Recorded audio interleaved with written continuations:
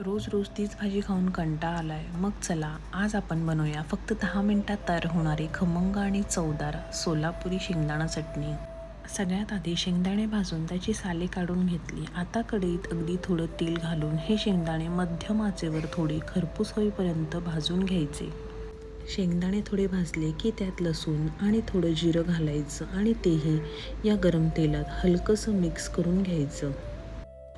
आता गॅस बंद करायचा. सोलापुरी चटणी जास्त तिखट नसते. मी इथे घरी बनवलेली बेडगी मिरचीची पावडर वापरली आहे. तुम्ही कोणताही कलरचा किंवा साधा तिखट मसाला वापरू शकता आणि सोबत चवीनुसार मीठ घालायचं.